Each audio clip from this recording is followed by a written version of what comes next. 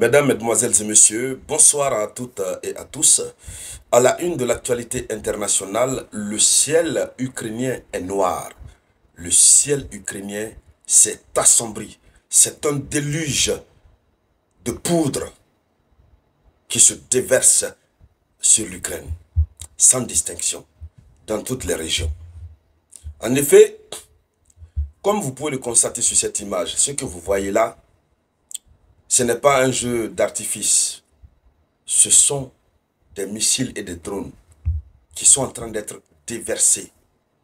Oui, je vais vous faire défiler les images, vous allez voir au fur et à mesure. Je ne peux pas jouer la vidéo parce que les plateformes comme celles qu'on utilise n'aiment pas ça, des images chaudes du terrain là, ils n'aiment pas ça. Mais regardez par vous-même. Regardez. Ça part seulement, il lance seulement. Et désormais, le conflit a pris une autre tournure. La stratégie de guerre a pris une autre tournure. Il n'y a plus de distinction. Hein? La Russie lance seulement. Elle lance seulement. Et ce qu'il faut dire, c'est que l'annonce, l'alerte qui a été faite, lorsqu'on a dit que la Russie allait procéder à une attaque aérienne massive, ce n'est pas encore ça. C'est là où se situe le problème. Le ministère de la Défense russe insiste que ce qui se passe là, c'est juste la continuité de l'opération militaire spéciale, mais dont ils ont élevé juste un peu le niveau. Ça veut dire que la vraie chose est encore derrière. Mais ce que vous voyez là, les Occidentaux sont en train de fermer les yeux. Ils ne veulent pas en parler. Oui, mais nous, on va en parler. Parce que le monde a besoin d'être informé. Et surtout la bonne information. Bien décortiquée. Alors, les Occidentaux ne veulent pas en parler. Ils ferment les yeux là-dessus. Puisque s'ils en parlent, ce serait comme s'ils donnaient la force, selon eux, à Vladimir Poutine. Or, la réalité sur le terrain, c'est autre chose, dames et messieurs. La Russie, comme on l'a dit, a vraiment appuyé sur le dièse de l'accélérateur. La Russie n'a plus de limite. Et malheureusement, personne ne peut en parler. Les Occidentaux n'en parlent pas, puisqu'ils ont défini une nouvelle ligne de stratégie de communication. C'est de se concentrer sur la victoire éphémère que l'Ukraine et l'OTAN ont réussi du 1er au 2 juin. Alors, à l'instant où nous sommes en train de parler, plusieurs villes ont été touchées en Ukraine. Quelles sont ces villes? Quelle est la nature des dégâts? Dans le cadre de cette vidéoconférence, c'est bien sûr de cela que nous allons parler. Mais avant d'aller dans les profondeurs, alors, je rappelle à toutes et à tous que la grande plateforme panafricaine qu'on appelle Moyen Express est en pleine période de recrutement. D'un côté des vendeurs, de l'autre côté des livreurs, où que vous soyez partout dans le monde. Écrivez sur le numéro WhatsApp et vous allez recevoir les orientations. Si vous faites déjà la vente en ligne ou bien vous avez une simple boutique, ou bien vous voulez vous lancer dans la vente en ligne, écrivez et soyez les premières à vous inscrire, les premières personnes à vous inscrire sur la plateforme. Ils vont vous expliquer, les responsables vont vous expliquer comment vous allez faire pour créer votre boutique et vous n'avez rien à payer. C'est gratuit. Vous postez, c'est la plateforme qui vend pour vous. Oui, évidemment que la plateforme a quelque chose là-dessus.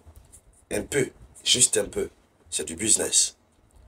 Alors, écrivez au numéro qui est là et allez-y sur Apple Store ou Play Store, téléchargez l'application Moyen Express pour voir très bien ce qui se passe. Allons-y dans les profondeurs, dames et messieurs. Alors, l'armée russe a d'abord visé une caserne de pompiers à Zaporizhia. Bon, ces pompiers sont là pour éteindre le feu. Chaque fois qu'il y a un feu, ils sont là pour éteindre. On ne sait pas ce qui s'est passé, mais ils ont été visés. Oui, le bâtiment et des camions ont été endommagés. Et c'est un conflit sans pitié. Sans pitié. Hein. Même ceux qui sont là pour sauver les autres, on les envoie au repos éternel. Mais dans quel cadre? Vous savez qu'aujourd'hui, l'Ukraine n'a pas de soldats. Donc les pompiers là sont utilisés parfois comme des soldats. Alors ce qui fait que, évidemment, la Russie fait ce qu'elle veut faire. Et comme si tout cela ne suffisait pas, Nikopol, dans la région de Dniepro, a été touché, sévèrement même. Et il y a beaucoup d'autres villes qui ont été touchées. Beaucoup d'autres villes. Ah, on ne peut pas citer le tout. On ne peut pas. Soumy a été touché. La capitale Kiev même a été touchée. Le Donetsk a été touché. Les sirènes d'alerte ne font que hurler. Pendant ce temps, la Russie ne parle pas. Les Occidentaux aussi se taisent. Je vous dis la manière dont la Russie a accéléré ces dernières 48 heures. Jamais, depuis 3 ans, la Russie n'a élevé le niveau jusqu'à un tel seuil. Alors, pendant ce temps, les alliés européens sont en train de continuer à réunir les moyens pour continuer à financer l'Ukraine. Au lieu de se battre pour que la paix puisse vite advenir, ils continuent de chercher l'argent pour financer l'Ukraine, acheter les armes et donner à l'Ukraine. Et malheureusement, toutes les armes qu'ils vont donner à l'Ukraine, la Russie va les manger. La Russie va les broyer. Poutine a toujours promis. Et quand Poutine promet, il le fait. Et d'ailleurs, la situation va s'empirer parce que les alliés de la Russie entreront bientôt dans la danse. Ils vont entrer dans la danse. Tout à l'heure, nous allons voir la promesse honnête de Kim Jong-un qu'il a eu à faire à Donald Trump et à l'Occident concernant le conflit en Ukraine. Alors, la situation est de telle sorte que même le rapport journalier, le rapport quotidien, le ministère russe de la Défense n'arrive pas à produire, tellement que c'est beaucoup. La défense ukrainienne aussi, le ministère de la Défense ukrainienne, refuse de donner les informations, puisque selon eux, donner ces informations serait de nature à montrer qu'ils sont en train d'être affaiblis sur le champ des hostilités. Donc, eux aussi, ils refusent pour le moment. Ce sont des vidéos amateurs, des correspondants de guerre et d'autres personnes anonymes, des personnes privées, qui sont en train de relayer à grande échelle l'information en temps réel sur le terrain.